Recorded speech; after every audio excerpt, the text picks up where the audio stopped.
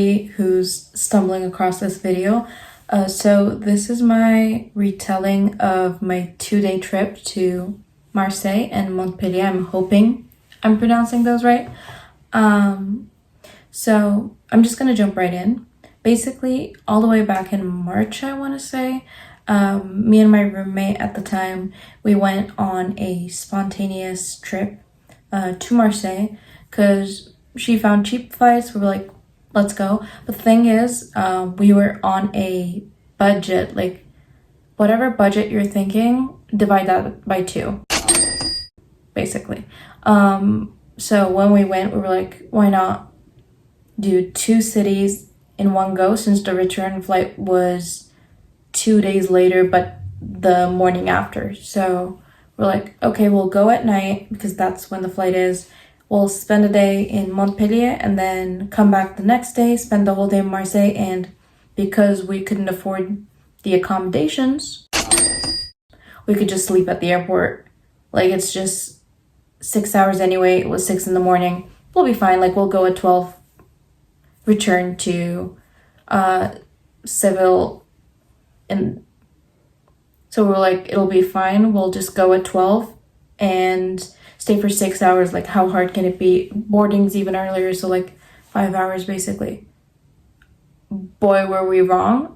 We did have to learn that the hard way. Anyway, so we went there very late. We arrived very late, and we get on the bus and we get to the city center. And this was like, I'm used to sketchy areas and it's fine, even when like solo traveling. But even with my roommate, I was like, this is kind of sketchy, you know?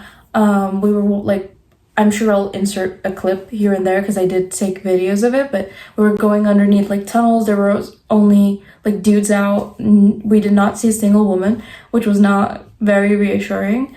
And finally, like, as we walk through, we finally get to the street we're supposed to stay on, like the room we booked from, like we only booked a singular room in an apartment that someone was living in, right? And we turn to this street. We're going up this hill. There's literally workers there, and people are yelling, obviously users, like yelling, screaming, shouting. There could have been a brawl going on. We don't know. Like, we were booking it up this hill out of breath. Like, we're not athletic people, and we're literally just like almost like throwing up from walking that fast. And we finally get to the door, but the thing is, like, we were talking with the homeowner and they were like, well, I'm not there. And at that point, I think it was like 10:30 or 11, I'm not sure. And they're like, I'm not gonna be home, but the key's outside, so you can just get in. And we're like, okay, that's fine. But we could not locate the key. Like, it was not, I don't know if it was like a language thing or it was just our IQ thing, probably the second one. We literally could not locate the keys. And it turned into like basically this escape room type situation where we're trying to get the lockbox and then get the key and then go in. We solved this escape room, found out we would be horrible at those, by the way, never been, but probably could not, they'd have to open the door for me. Like, and we finally get the pin, get the key, go in. It's like this creepy old building that looks like there could be a couple like horror movie shoots done in it without anything needing to be changed. Like, old building, holes for rats to go in and out of, paint falling apart, and we just run up the stairs basically, put the key, turn the lock, open the door, right? We are finally gonna have like a breath of fresh air and like relax finally. And I open the door and I'm face to face with half a mannequin from the torso down. I did not expect, like, you could have told me anything about what would be behind that door. Like, you could ask me what I would think was behind it, and I would not say half a mannequin from the torso down and a hand of a mannequin in a cage. So yeah, that was the sight we saw. And we just kind of like laughed it off, I guess, because that's not what you're expecting to see. Finally, we figure out which room is ours as well, like the one we're supposed to share. We go in, and inside is the other half of the torso, so like the mannequin. So that's one mystery solved. And there's all these pictures and drawings of like, I don't know, creepy things. I don't know how to explain it, but like a hand on the ground, but it's a Polaroid, so someone obviously like took that picture. Anyway, it was like creepy as hell. And finally we sit down, we relax, and the homeowner was supposedly had like two cats which greeted us, so we were kind of like less on edge, because anyone who takes, I don't know if that's a wrong logic to have, but if they take care of pets and they're healthy and happy, I feel like you won't be that dangerous, right? That was our logic anyway. So we go in and we're sitting and we're finally like taking it all in. And I noticed there's two chests, but they can like only be described as human-sized chests. And at that point I'm like, well, that's literally where we're ending up tonight. Like, that one's for you. I'll pick the other like chestnut colored one. I like that one better. I like the ornaments on the outside better, so I'll go in that one, you go in that one. That's basically where we're ending up, right? And anyway, so we finally chalk it up to this being the home of this elderly lady that's very eccentric, and it's like fine, it's artsy and like cool, I guess. Because we'd read some reviews and we're like, okay, this is obviously this elderly lady that's like very artsy. And we just don't get the vibe. We don't get the picture. We don't, yeah. Finally, we hear someone open the door. I think it's like midnight at that point. And we're very tired because it's like a late night flight that you come in on. And I said, let's go meet this person so we can just say hi, figure out what to do with the keys when we leave, and then we're leaving early morning anyway, so just go sleep at that point. And I go outside and it's a middle-aged man, not an elderly woman at all. I don't know where we got that from. I'm not sure if the listing had said it was a woman or if we just made that up. I'm not sure. We just saw the cats and we were like, cat lady, probably. But it was not, and that was another shock. Because, you know, elderly lady, middle-aged man, not really equivalent. Anyway, so we go back to our room, say hi, meet this person. But literally the door doesn't even lock. So we're like, you know, what'll happen will happen. It's fine. We're tired anyway. Like, we already designated the chests. It's fine. So the morning comes. We get over the whole horror house thing. But it's like so early in the morning that we have to leave. I have a video of me doing my makeup, and to be honest, out of everything in that house, I think my face was the scariest thing in there at that point. Like, that house had seen. And we get ready. We're almost late because of me, but thankfully Flixbus is always late. So no problem, we get on and we end up in Montpellier. And here, the thing is, the buses never drop you off where you think you're going to be dropped off, and that's what happened to us. So we were very far from the city center. We figure it out, we get there, we have a lovely day, right? We have a great breakfast, we're taking pictures, we have a place to stay that night. We're fine, we're set, we're golden. And the more good pictures I get, the more of a good mood I'm in anyway. And we end up in this museum, and I see one of my favorite paintings there, The Fallen Angel, and I was like so hyped.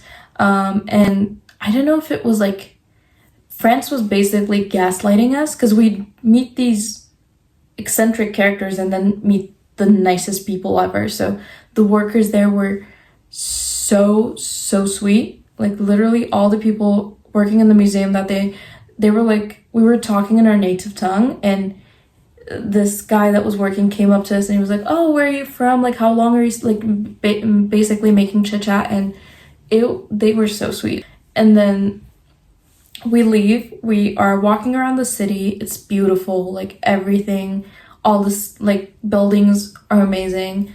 And then finally we get to this garden that's very famous there, And as we're leaving, we decide to go to this church that we see on the map, and it's inside this like gated area, but it's like open, it's public. So we go in, and as we're turning this building, I hear like whistling coming from that side, and I I can't see anything that's far away. Like, I should be wearing my glasses, but I'm not going to unless I absolutely have to.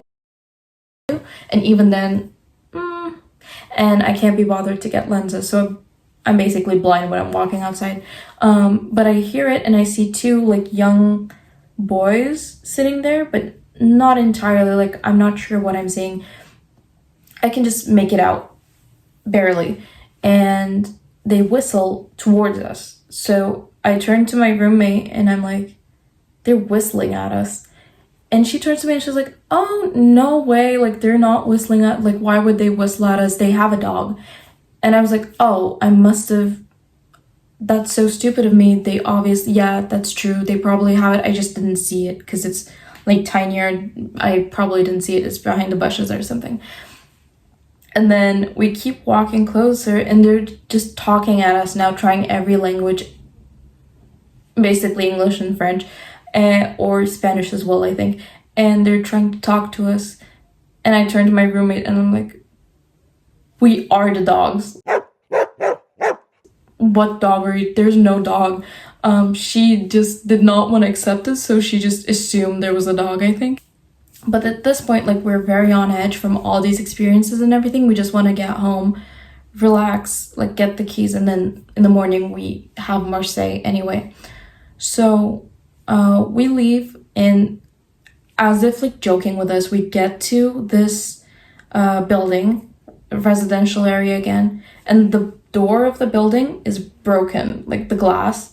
Somebody like obviously broke it. It's not like something happening on its own or accidental. It looks like very intentional. And we're like, great, another great place to stay. What else are we gonna encounter here? Like, the mannequin head must be here probably.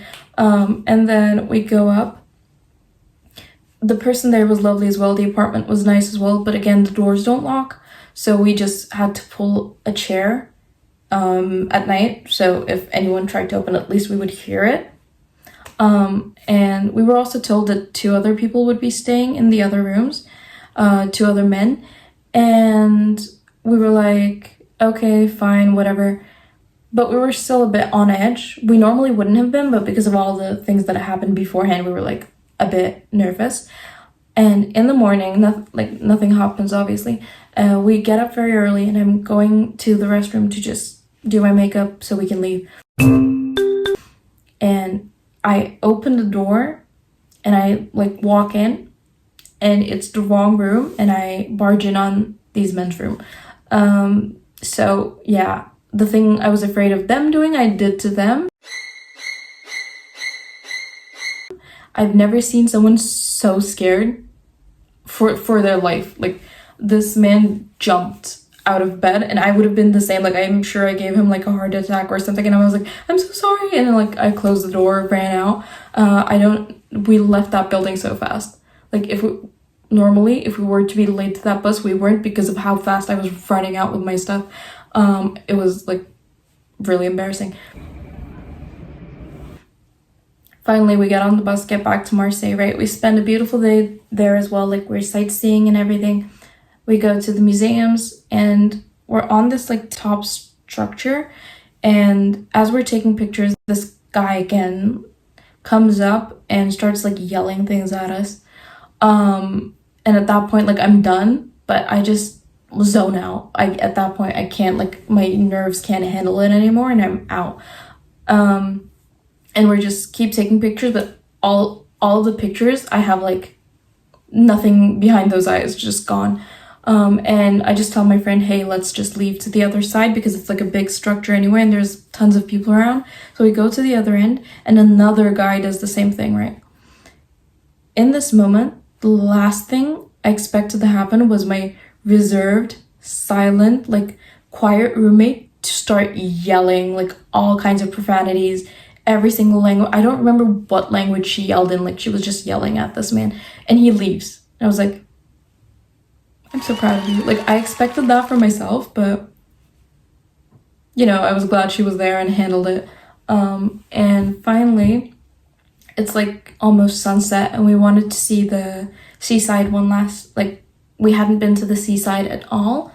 So we wanted to go there, see the beach, and then leave. So we could get to the last train at midnight to the airport and sleep there.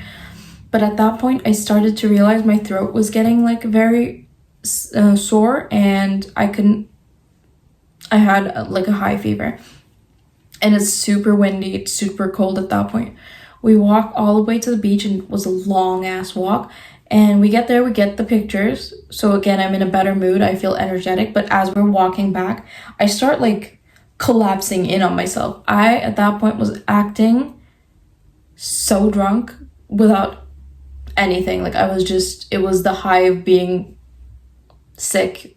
And my friend just got that vibe off me, so she started acting the same way as well. And we were both so unwell at that point. I was like basically crawling on my hands and knees. It was bad. So we just had to walk all the way back. We get back to the train station, catch the final train, but before that we had to like wait a while. So at the train station, I'm like on a table sleeping, but not really. And I think sketchy stuff was happening behind me still. Like, people were yelling, like things were going on, but I was like, at this point, I do not care. Like, just, you can go on at any point. Like, I'm staying here. Leave me be. Maybe take my things, actually. Maybe they'll be of use to you. I'm just staying here. And like, honestly, if I was solo, I would have given up right then and there. And we get on the train, and I'm like half asleep, half not. And I'm getting worse and worse by the second. I don't know how that happens, but probably like having wind blast in your face as you're getting sick is not a good idea. And then taking off your coat to take pictures was also not a good idea in hindsight. And we get off at this final station that's named after the terminal, like the airport, and we're in the middle of nowhere. In the middle of nowhere. Like, there's like steps to go down, and we only saw one guy get off, and on the left is a car park that's like empty. Like, there's cars but no people, and it says shuttle service. I think there was a shuttle that went to the airport, but it stops at a certain point in the day. So we're just like stranded out there. And we didn't want to call an Uber in the first place because it would have been too, again, out of budget. So we get off, and my roommate looks at me and she's like, "What do we do?" And I just start bawling.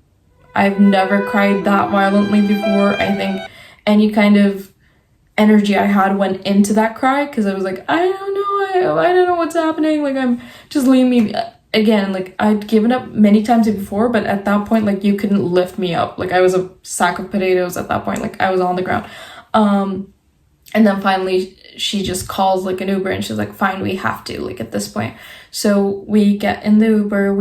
I don't even remember the ride there. I was just gone, checked out fully.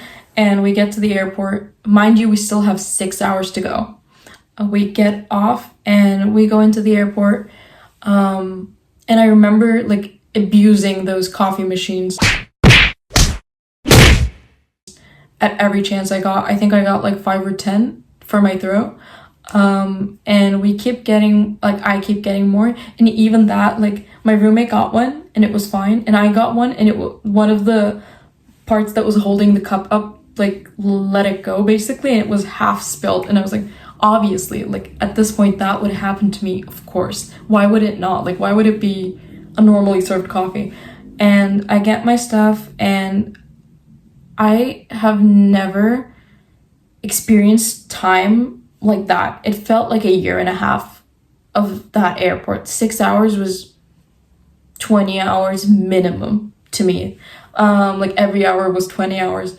And I think I was sticking like tissues up my nose at that point. I had sore throat, like my neck was bent, like I looked horrifying probably from afar as well, and I felt like death.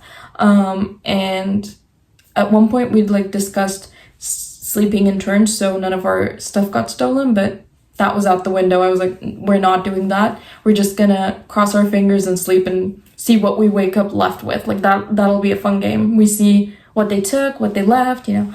And finally, we made it to the last hour. We went to our terminal. We boarded the flight and got back, but like that was the hardest however many hours that I spent ever. So yeah, that was kind of my experience in both Marseille and Montpellier, and I have many more to talk about. Like we went to a lot of places while we were roommates, so if anyone's interested, let me know, and see you next time. Bye.